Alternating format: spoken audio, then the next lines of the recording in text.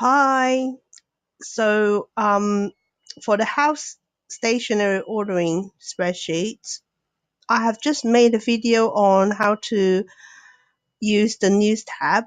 So, if you haven't seen it, you can go to this icon tab, YouTube tab, and find it. Or you can actually go to the house stationery, and if you go to the Stockman training, you can also find the link on here too. So hold on. Let's go back to here. So one last thing on this tab is I have put a filter on here. So if you press the filter and deselect hide and press OK. Now, if you find that the OK button is hidden, you can actually use this button here to hide the menu bar and then press OK. So what it will do, it will hide the hidden uh, the hide. Yeah. But if you want everything to be shown again, just select all. I want to tell you this because on the pick it's actually the same. You have got a filter button here, and when you deselect the month, you can actually hide it. Okay, so June 2018 is all hidden. So therefore, you don't have to see a lot of past order. Yeah. So in this video, I'm going to talk about the pick tab and how to use it. This part here, or rather this part, you do not type in because it's automatic. It's actually taken every time somebody have placed an order. Okay, so if they actually go and enter into one of these forms, the data will appear here. Yeah, so the original piece of work looks like this. This is actually what the Google Sheets give you. It is actually quite hard to work with because it is actually have a lot of columns. So what I have done is turn that columns into a more workable page. So this part is actually what the your customer, as in the partner or the SM, are ordering. This part is what you tell the customer. So if there is some stock that is run out, you can actually just put in no stock, and you can actually communicate to the partner this way. So this person is David Demo, and if I go to the house stationery and go to pick, we will look at David Demo. So David Demo, no stock. This is what I put in for this person. And so when they order something, it will come to you in these columns. First item and the quantity, and then second item, quantity, third. I purposely do it in a dark color because I don't want you to get mixed up with the normal space that you enter into. And so you notice that the empty space here is what you choose for that product. So for example, if it's hat box here, you just and you do have hat box to give, you just type in hat box. And if David have load this data in the pricing, okay, because the pricing has got the list of the item that you can select. So it's not bag, but I'm going to, oh, hold on, let me see what is most appropriate.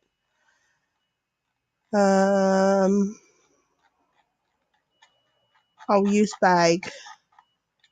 So let's just say I put in a new item called hat box. I'm doing this very quickly. £50, and it's called packaging. So you see, I've just entered hat box, and it's packaging, and it's cost £50. So if you go to here, you can actually enter this data in. And so if you have got two to give, what you do is type in two. And when you do that, this person is called partner A. Okay. And we're given a two hat box. So if you go back to here on the pick selection, partner A. Oh yes, I needed to refresh the Google site. Go to preview, picked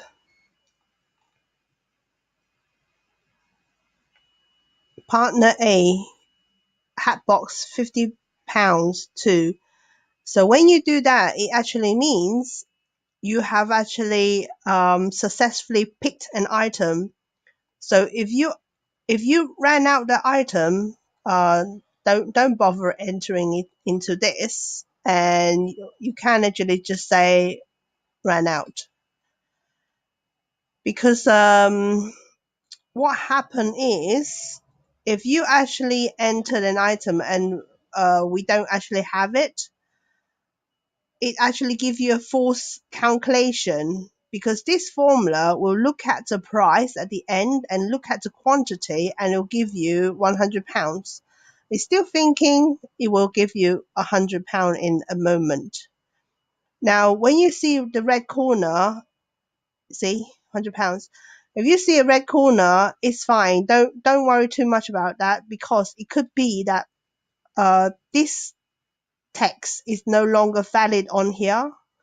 But what you have done in the past is valid at that point. For example, if you have got a price change, this will become a red corner. So don't get too concerned about the red corner.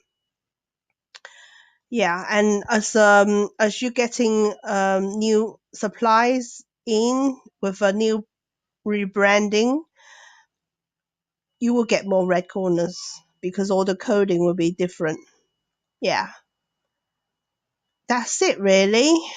So on this tab, okay, the only columns that you can actually type into is the outcome column, product one, and quantity.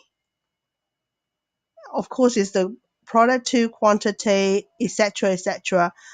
Don't even try and type into here. So if you type into here, I will show you. I would type in demo. The whole column will disappear.